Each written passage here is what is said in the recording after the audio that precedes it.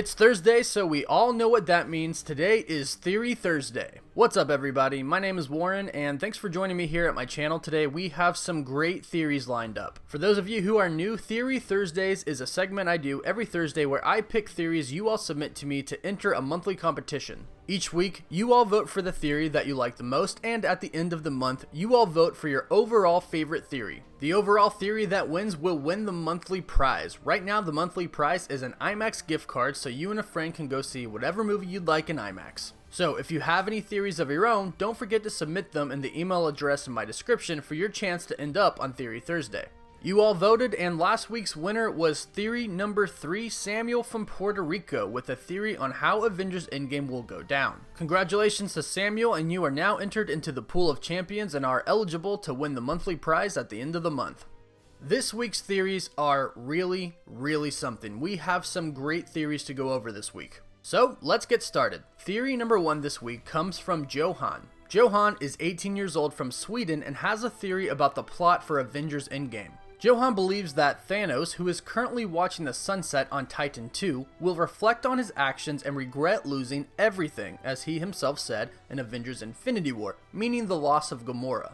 He will then use the remaining power of the Infinity Gauntlet to bring her back from Soul World. However, doing that will surely mean the loss of the Soul Stone because of the sacrifice needed to collect the stone in the first place. This combined with a now permanently damaged and useless gauntlet will give the Avengers a chance to collect the stones by fighting and defeating Thanos. And in the end, through a self-sacrifice and using all of the Infinity Stones, they will bring everybody back. The stones will then be secure, only obtainable through a new kind of sacrifice. Johan believes that if this does in fact happen, it will only be in the last act of the movie. Act 1 and Act 2 will then be used to try time travel but ultimately fail because of time travel paradoxes. The Avengers will instead, after trying to use time travel, focus on where Thanos is and spy on him to find his weaknesses so they can defeat him in the future. And this is Johan's theory. There's a lot that I like to this theory. I think it ties in really well with Infinity War and Endgame, especially the part about Thanos losing everything and missing Gamora and eventually bringing her back. It was pretty obvious that the only thing or person who Thanos really loved was Gamora, and now he sacrificed her. So maybe it's not all worth it if he had to sacrifice the one thing he loved, his daughter.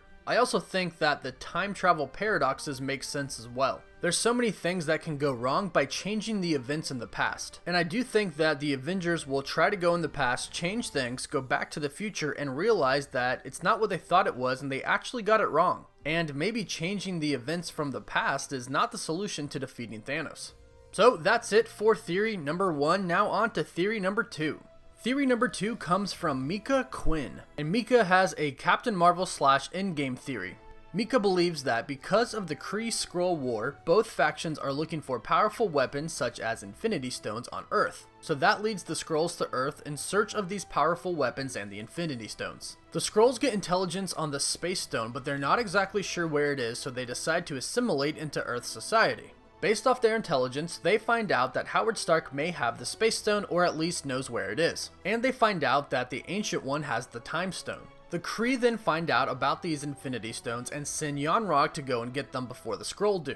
Yon-Rogg goes to get the Tesseract from Stark. Stark has the Tesseract hooked up to a mysterious device, maybe the Psyche Magnetron from the comics. But the Skrulls are already undercover in Stark Industries, so they chase Yon-Rogg. Captain Marvel is also there working for Project Pegasus, so she chases them to try to get the Tesseract back. She ends up getting hit by waves from the Tesseract and the mysterious device, and that unlocks her powers. Yon-Rogg sees that she survives and decides to take her instead of the Tesseract, and the Kree heal her and decide to brainwash her and use her for a weapon. The Kree decide to send Star Force back to Earth, where they once again try to fight the Skrulls, but Carol Danvers ends up getting knocked down to Earth, where she suffers from amnesia and falls into Blockbuster. Mika believes that Captain Marvel will wander some of the movie with a Who Am I scenario, but when Captain Marvel sees a Skrull, her programming kicks in and she ends up chasing a Skrull on the bus, which is where she will meet Fury. Mika lists a few more points to her theory, stating that she believes the Skrull will have a base underwater. Captain Marvel will befriend a Skrull and they reverse some of the effects from her brainwashing, but she figures out both factions are lying and decides not to trust anybody. The power from the Space Stone / Tesseract gives Captain Marvel the power to go through pocket dimensions / the quantum realm, sorta like time travel, or her cat Goose has that power. She meets Fury and they test on her and figure out that she has an implant in her skull and she suffers from amnesia and schizophrenia traits, which is an Easter egg from Doctor Strange. Sometime in the movie, Nick Fury gets switched with a Skrull and tries to steal the Flurkin/Goose. Captain Marvel figures out what's going on and ends up blasting the wrong Fury and he loses an eye. Captain Marvel's mom was half Kree and sent to Earth to locate the Infinity Stones. This is based off of the comic by Margaret Stohl. Captain Marvel's movie will end with more questions than answers, and she still will not understand who she is, or what she is, or who her parents are, and this will lead up to the second movie. The Alpha Fight Team and S.H.I.E.L.D. over Earth will be developed by Tony Stark and Shuri after Avengers Endgame. And that's it for Mika's theory. This was certainly well thought out with a lot of scenarios that could definitely happen in Captain Marvel. It makes a lot of sense that the Kree and the Skrull would go to Earth because of the current Infinity Stones there. And it also makes a lot of sense that the Tesseract, which is the Space Stone, gives Captain Marvel her powers, which is also how she can travel through time, which Samuel L. Jackson told us that she could. We obviously know that the Kree take her back and turn her into a weapon, and we do know that some of the Skrull have infiltrated Stark Industries or a government agency. So again, there are a lot of possibilities in this theory that could definitely happen in Captain Marvel. That wraps up theory number 2, now on to theory number 3. Theory number 3 comes from Gautam Ramesh from Melbourne, Australia, with a theory on how the beginning of Avengers Endgame will happen. Gautam says it begins with Thanos on his farm in Titan 2 peacefully and with pride because he achieved his goal of balancing the universe. Little did he think of what the remaining superheroes would do. The remaining Avengers leave Wakanda to the Avengers facility to find out how big of an impact the decimation caused. When they get there, Pepper Potts is already there, waiting to show them a message from Tony. This is the same one he recorded in the Avengers Endgame trailer. Rocket figures out that Tony is on the Benatar and finds a way to track it down. Meanwhile, Captain Marvel returns to Earth and tries to find Fury and goes to the road where Fury activated the pager from the end credit scene of Infinity War. Then she goes to the hidden S.H.I.E.L.D. facility and finds Klein, who was mentioned in the end credit scenes of Infinity War as well. He takes Captain Marvel to the Avengers facility. There, everybody's busy trying to find a way to get Tony back and trying to find out who else has gone missing. Banner, when he is trying to check the missing people's list, tries to connect with the Hulk and resolve their issues. Thor tries to find Dr. Selvig. When he does find him, he is mortified of what happened and Thor takes him to the facility and they start discussing what happened. Natasha explains to Captain Marvel about what Thanos did.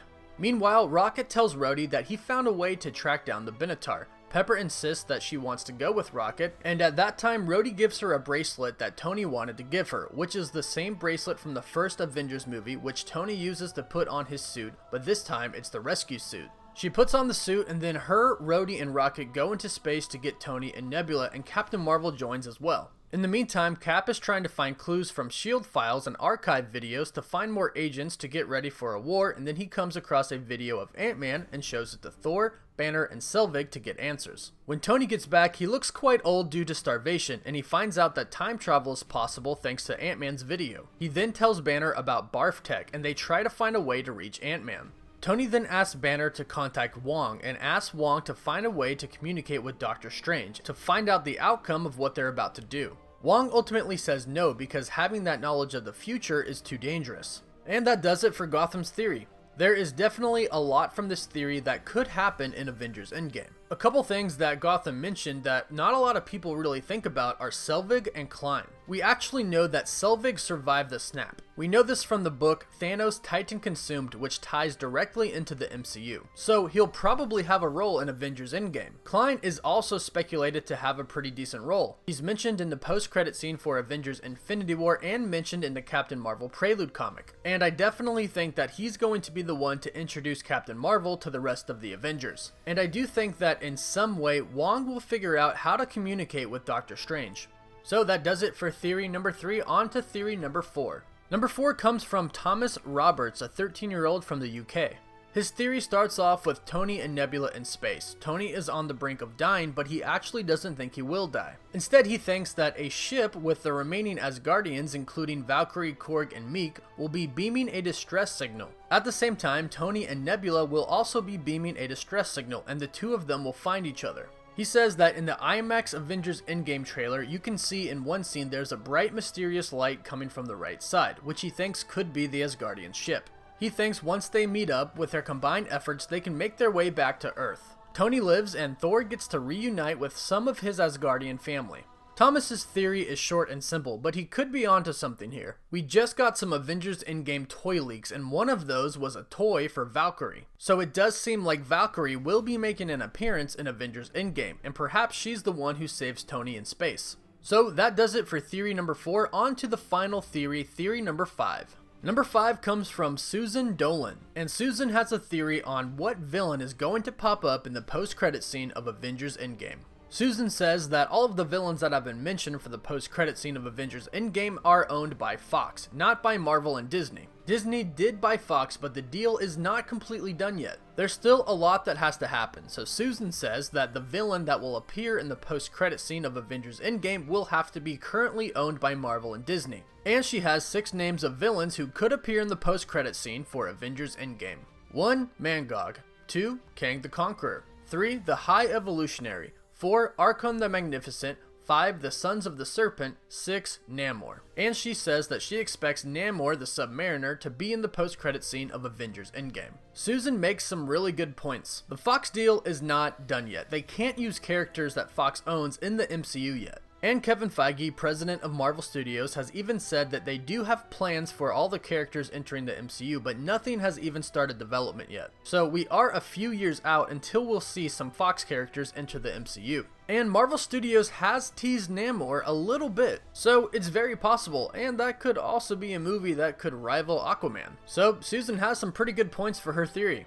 So that does it for our 5 theories for this week's Theory Thursday. Let's do a recap. Theory number 1 is that Thanos will miss Gamora and bring her back, therefore losing the Soul Stone. From here, the Avengers will fight Thanos and have to sacrifice somebody to get the Soul Stone. Theory number 2 is how Captain Marvel will play out. The Kree and the Skrull will go to Earth in search of the Infinity Stones, and the Tesseract / the Space Stone is how Captain Marvel gets her powers and is able to travel through time. Theory number 3 is how the beginning of Avengers Endgame will go down. The remaining Avengers regroup at the Avengers facility with Captain Marvel, Thor goes and gets Dr. Selvig, and then Pepper, Rhodey, Rocket, and Captain Marvel go save Tony in space.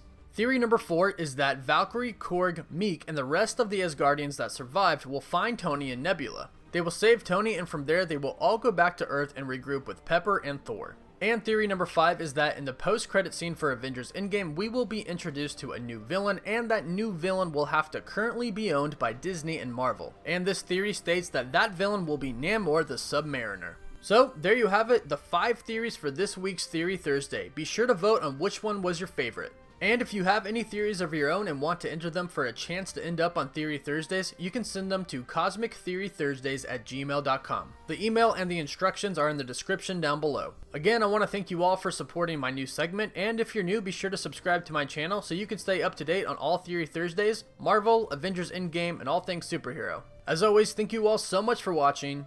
Woof woof.